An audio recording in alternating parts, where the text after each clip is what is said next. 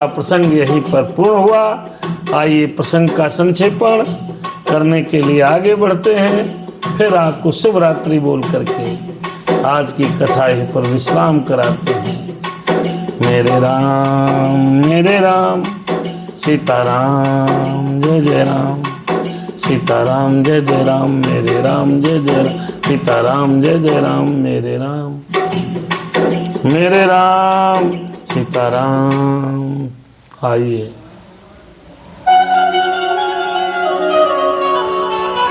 भाइयों और प्रिय भक्तों, भगवान की बड़ी कृपा है कि हम और आप विगत लगभग 110वां या 11वां दिन आज हो गया 12वां श्री रामचरितमानस का पाठ, हनुमत चरित्र और राधे श्याम रावण का निरंतर श्रवण कर रहे हैं। बहुत भाग्यशाली है। भगवान की कथा जो सुनता है वो भाग्यशाली होता है। आज कथा का प्रारंभ हुआ, लक्ष्मण जी को भगवान श्री राम जी पंचवटी में मानव के धर्म और कर्म के बारे में उपदेश दिया है। भगवान ने कहा कि इस व्यक्ति को कठोर से कठोर सतत प्रयत्न करके, परिश्रम करके जग के सुख और संसाधनों को इकट्ठा करना चाहिए और इसके साथ ही दिमाग में जो दुर्मति, द्वेष, दुभांति, ईर्षा, जलन, इसको समाप्त करना चाहिए। बच्चों में हम अपने जो भी हमारे बच्चे हैं प्यारे, छोटे छोटे, जो देश का भविष्य है और आपका और हमारा भविष्य है, उनको सत्य मार्ग पर चलाने के लिए हम सबको निरंतर प्रयास करना चाहिए। ये है सनातन धर्म, ये है हिंदू धर्म, ये है शाश्वत शास्त्रों का ज्ञान। शास्त्र कहते हैं कि हर माता पिता को योग्य है कि वो अपने बच्चों में सच्चाई के राह पर चलने का, सत्य के मार्ग पर चलने का संस्कार डालें। क्यों? इसलिए डालें कि सत्य का मार्ग ही सच्चिदानंद की प्राप्ति का मार्ग है। सत्य का मार्ग ही परमात्मा को प्राप्त करने का मार्ग है। सत्य का मार्ग ही मोक्ष का मार्ग है। सत्य का मार्ग ही इस संसार से पार जाने का मार्ग है। इसलिए सदैव हम सभी को योग्य है कि सदैव हम और आप सभी बच्चों के अंदर संतोषशील मर्यादा और उनकी नैतिकता का बल नित्य बढ़ाना चाहिए। मनुष्य को संयम पर रहते हुए सदैव ऊपर उठना चाहिए, लेकिन जैसे जैसे ऊपर उठे वैसे वैसे विनम्र हो जाना चाहिए। पल पल बड़ा अनमोल है, इसको व्यर्थ नहीं गंवाना चाहिए। मानव जीवन कर्म के पथ पर सदैव गति प्राप्त करते रहे। ऐसे तो पशु और पक्षी जानवर भी पेट पाल लेते हैं। कीट पतंगे, मधुमक्खी, मच्छर, जितने भी संसार में छोटे छोटे जीव हैं, वो भी संतान को संभोग के माध्यम से उत्पन्न करते हैं। कोई बहुत बड़ा काम नहीं है। वो नर अच्छा है, वो मनुष्य है जो दूसरों के लिए जिए, असमर्थों का भला करे। जैसे जैसे व्यक्ति ऊपर बढ़ता है वैसे वैसे विनम्रता को, नम्रता को धारण करे। और आगे कहा गया, अति का भला न बोलना, अति की भली न चूप, अति का भला न बरसना, अति की भली न धूप। साच बराबर तप नहीं, झूठ बराबर पाप, जाके हृदय साच है, बाके हृदय आप। सच्चाई जिसके हृदय में है उसके हृदय में परमात्मा का वास है। ज्यादा बक बक बक बक नहीं बोलना चाहिए। बक बक बक बक करने से अच्छा है चुप रहो, मर्म की बात कहो। कभी कभी मीठा बोलने वाले व्यक्ति भी आपकी पीठ पर छुरा भोंकते हैं। उनसे अच्छे वो व्यक्ति हैं जो कड़वा बोलें और डांट डपट के रखें, आपके हित की बात करें। आगे राम जी ने लक्ष्मण से संसार को शिक्षा देने के लिए कहा, भैया व्यक्ति को परमात्मा के आगे रोना चाहिए। मानव जीवन के पथिक को हर समय कर्मरत रहना चाहिए। विद्या और बुद्धि को बढ़ाते रहना चाहिए। ऐसा नहीं है अब पढ़ लिया अब क्या करें, अब हम क्या करें, अब कुछ न करो सीधे लेटे रहो, ऐसा नहीं है। अरे निरंतर अध्ययन करना चाहिए, पढ़कर अपनी विद्या को अपनी बुद्धि को तीक्ष्ण करना, मरते दम तक व्यक्ति को मरते दम तक सीखना है जी। हम स्वस्थ रहें इसका भी ध्यान रखना है।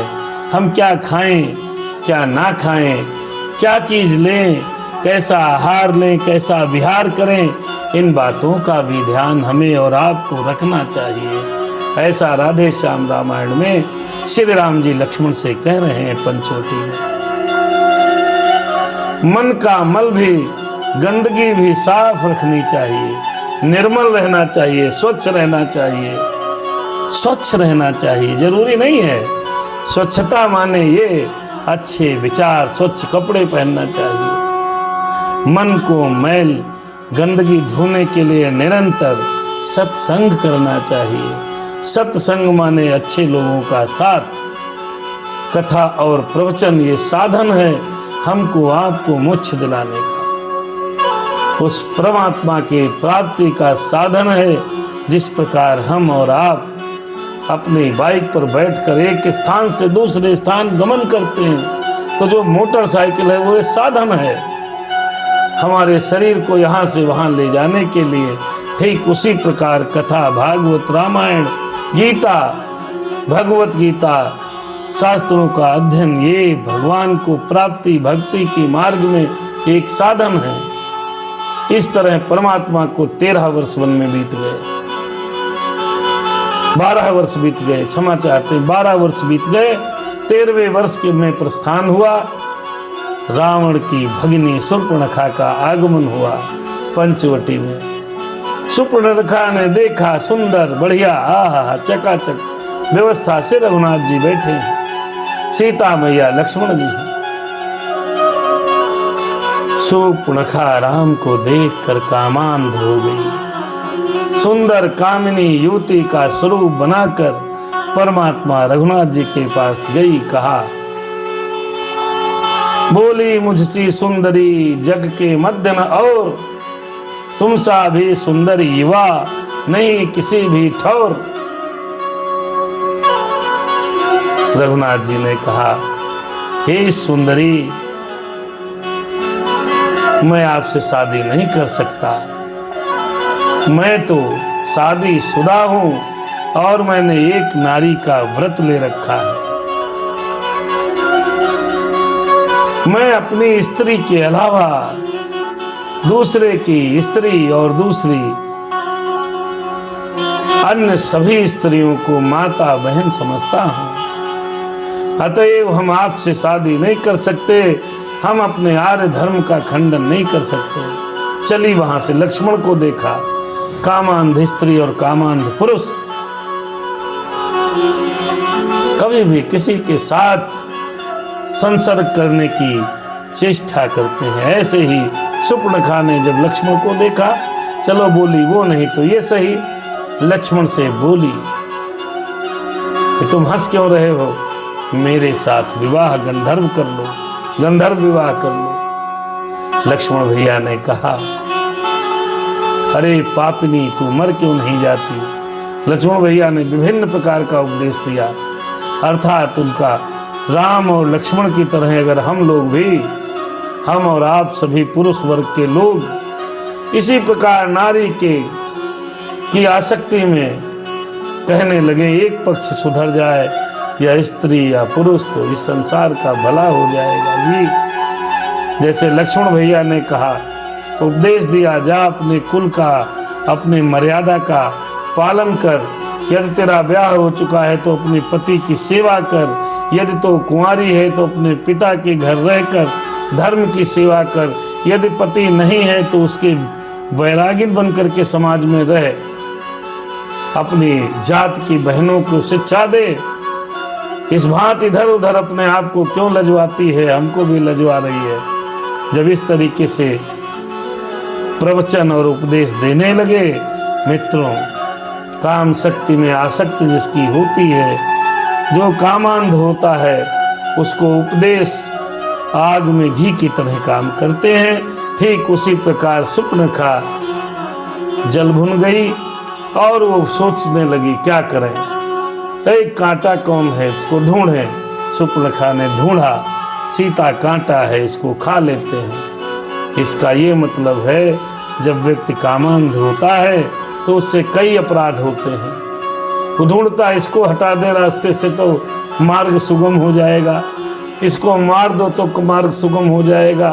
अपना काम जब व्यक्ति पर सवार होता है तो सोचता है क्या करें, अरे दादा क्या करें, कैसे प्राप्त हो। प्राप्ति के साधन में वो हर व्यक्ति को रोड़ा समझकर हटाने का प्रयत्न करना चाहता है। वही अपराध उसकी सजा भी उसको भुगतनी पड़ती है। अभी सुपर्णखा को उसकी सजा भुगतनी पड़ेगी। इसी प्रकार सुपर्णखा ने सोचा, अगर सीता को रास्ते से हटा दें तो बड़ा राजकुमार है, इसके साथ मेरी शादी हो जाएगी। अरे गंधर्व विवाह करके भी चकाचक सुहागरात मनाऊंगी। तमाम तरीके के विचार करते हुए बड़ा सा मुंह लेकर वो सीता जी की तरफ दौड़ी, खाने के लिए, अपराध करने के लिए। लक्ष्मण भैया ने उसको मार डालने का प्लान बना लिया। अरे हमारे माँ को ये खा जाएगी, हम सेवक हैं, हमारी स्वामिनी को खा जाएगी। लेकिन रघुनाथ जी ने कहा नहीं, मारो नहीं, इसका अंग भंग करके भेजो, ताकि जगत की नारियों के लिए शिक्षा बने कि गलत करने पर अंग भंग कर दिया गया। लखनलाल ने वही किया, नाक कान काट लिए। जब भी हम अपराध करने के बारे में सोचते हैं तो अपनी सजा का भूल जाते हैं, इसीलिए तो अपराध होता है साहब। सजा का विधान याद आ जाए, अपराध होगा नहीं। लोग बड़ी बड़ी बातें करते हैं, लेकिन ये भूलते हैं कि कानून सबके साथ न्याय करेगा, सजा मिलेगी। यहाँ के कानून से छूट जाओगे तो परमात्मा के कानून से नहीं छूटोगे। यहाँ झूठी व्यवहार, झूठी गवाही, झूठे प्रपंच रचकर बच जाओगे तो विधाता के कानून से आपको कौन बचाएगा। नाक कान कट गए। अपने भाइयों के यहाँ गई, बहुत निशाचर आए। रघुनाथ जी ने सबको नष्ट कर दिया। निशाचरों को नष्ट करने के लिए रघुनाथ जी के जैसा तपस्वी बनना पड़ेगा। सबको मारा, सबका वध कर दिया। सब भाई आए थे, 14 सहस्त्र लोग आए थे, 14 सबको भगवान ने मारा। जैसे मारा, नष्ट किया, वैसे देवता भगवान की स्तुति करने लगे। ये प्रैक्टिकल किया प्रभु ने। रावण से बड़ी लड़ाई लड़नी है, छोटी छोटी लड़ाई में अभ्यस्त हुए। खरदूषण तीसरा को संहार किया। देवताओं को विश्वास हुआ, अरे मेरे राम अब धरती विहीन राक्षसों की कर देंगे। भगवान को प्रण याद आया कि मैंने इस राक्षस विहीन धरा को करना है। सबको समाप्त किया। भगवान की स्तुति की गई। अर्थात जब कोई व्यक्ति नेक काम करे तो उसकी बड़ाई तो बनती ही है। कोई अच्छा करे उसे अच्छा कहो, कोई बुरा कहे उसे बुरा भी कहो। हमारे सनातन धर्म में विधर्मियों को सजा देने का प्रावधान आज नहीं है। ये संविधान है रामायण। अगर सनातन धर्म का कोई संविधान है तो श्री रामचरित मानस, श्री राधे श्याम राम का चरित्र संविधान है सनातन धर्म का। कैसे चलना है, कब मारना है, कब बचाना है, कब छोड़ना है, किसको मारना है, ये भी विधान है। ऐसा नहीं है किसको मारना है, ये भी विधान है। जो पाप करे, अन्याय करे, सनातन धर्म की रक्षा है तो उसको अविनाश करना कोई पाप नहीं। भगवान ने भी मारा, ऐसा नहीं भगवान ने मारा नहीं, मारा, सबको बचने का मौका भी दिया। नहीं सुधरे मारो, ठोको, कोई मतलब नहीं। हमारे सनातन धर्म की खूबसूरती, सनातन संस्कृति की खूबसूरती, हमारे धर्म की खूबसूरती बहुत है। इसका पालन करने वालों को, इसमें रहने वालों को बहुत आनंद है। राक्षस सभी कुल में युग में हुए भाई साहब। त्रेता में, द्वापर में, सतयुग में राक्षसों की कमी थी थोड़ी बहुत, और उसके बाद कलयुग में भी हैं। उन राक्षसों को पहचानना होगा, एक एक करके उनको, जो दुष्ट लोग हैं उनका कहीं न कहीं उनका संहार करना पड़ेगा, उनको कमजोर करना पड़ेगा। हिंदू राष्ट्र, हिंदू धर्म, सनातन को बचाने के लिए हम सभी को निरंतर प्रयास करते रहना है, निरंतर प्रयास करते रहना है। इससे खूबसूरत धर्म नहीं है कोई। भगवान की पूजा, भगवान की पाठ, इतनी खूबसूरती कहाँ है। भगवान श्री राम ने भी खरदूषण तिसरा सहित 14,000 राक्षसों का वध कर दिया। कहाँ सोचा? अरे वो राक्षस होते तो धरती का भार कितना है बड़ा रहता। चलो मारते समय ये ध्यान रखो, यदि राक्षसी प्रवृत्ति है तो उसको क्या, उसको दंड देना ही पड़ेगा जी। अपने हाथों से किसी संत की, किसी महंत की, किसी सीधे आदमी की का बुरा न हो। परमात्मा कभी भी सज्जन पुरुष को जो सताता है उसे माफ नहीं करता। इसलिए हमको, आपको, सभी को योग्य है, जैसे ही सीता जी की तरफ बढ़ी, अरे अपने ऊपर आपत्ति आएगी जी तो क्या, फिर नाक कान तो काट ही लिया जाएगा साहब। वैसे ही उसकी नाक कान कट गया।